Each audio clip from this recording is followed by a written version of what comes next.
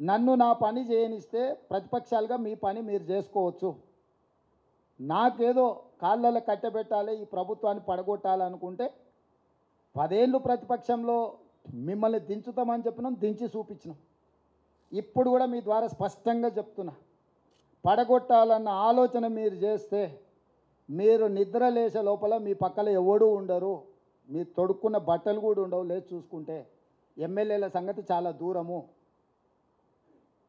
అట్లా ఒకవేళ వాళ్ళు కోరుకుంటే నాకు ఏమీ అభ్యంతరం లేదు. మీరు తారీఖు చెప్పండి, పడగొట్టేది ఏందో చెప్పండి, దాని పరిణామాలు ఏందో నేను చెప్తా.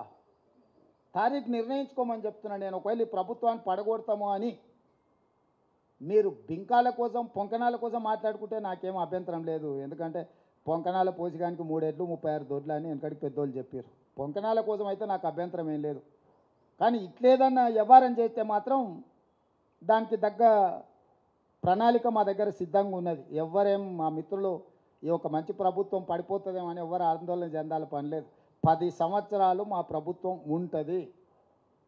94 నుంచి 2004 10 సంవత్సరాలు టీడీపీ ఉన్నది. 2004 నుంచి 2014 వరకు కాంగ్రెస్ అధికారంలోనే, 2014 నుంచి 2023 వరకు బీఆర్ఎస్ అధికారంలో ఉన్నది. 2023 నుంచి 2034 వరకు 10.5 సంవత్సరాలు మేము అధికారంలో ఉంటాము.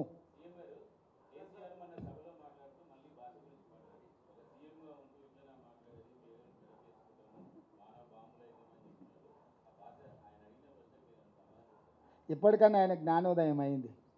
గతంలో ఆయన ఏం మాట్లాడినా ఒకసారి సోషల్ మీడియాలో పెడుతున్నారు, చూసుకోమని.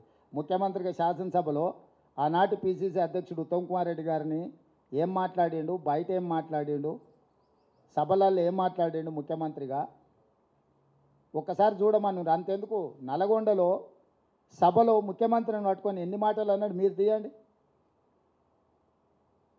రాష్ట్ర మంత్రిగా, కేంద్ర మంత్రిగా, ముఖ్యమంత్రిగా 40 సంవత్సరాలు సుదీర్ఘమైన అనుభవం ఉన్న చంద్రశేఖరరావు నల్గొండ జిల్లాలో బహిరంగ సభలో ముఖ్యమంత్రిని పట్టుకొని ఎన్ని మాటలు మాట్లాడినా మీకు ఒక్కసారి చూడండి. ఆయన అహంకారము ఇంకా కూడా అనగలేదు. हमारा लुक कहीं पर भी अलग नज़र नहीं आया. हम लोग हमेशा एक ही बात बोलते हैं, आपको क्या चाहिए, आइस और नाइस. आइस का मतलब income tax, CBI, ED. Nice का मतलब narcotics, income tax, CBI, ED. तो मोदी जी का फ्रंटल ऑर्गेनाइजेशन चाहिए. ये फ्रंटल ऑर्गेनाइजेशंस को जब जब चुनाव आएंगे तब तब वो फ्रंटल ऑर्गेनाइजेशन को इस्तेमाल करने के लिए कोशिश कर रहे. इससे पहले ईडी पहले आते थे, बाद में मोदी जी. कल अचानक तेलंगाना में ईडी और मोदी दोनों मिलके एक साथ में आ गए. तो ये केस का मामला तेलंगाना से कोई लेना देना नहीं है. दिल्ली से ये केस जुड़ा हुआ है. केजरीवाल सरकार के खिलाफ केस बना है, वो सिलसिले में बहुत सारे लोग अरेस्ट हो गए. उसमें एक 4-5 लोगों को तेलंगाना से भी उठाए. तो इसमें कांग्रेस का जो अप्रोच है मोदी जी सरकार के खिलाफ, तेलंगाना को वही सोच है. हमारा केंद्र अध्यक्ष या हमारा पार्टी नेता लोग जो बोल रहे हैं वही बात हम मदद दे रहे हैं. इसमें कोई फ़र्क नहीं है. मगर तेलंगाना में जो नाटक चल रहा है, ये नाटकबाज बंद करो बोल के हम कह रहे हैं.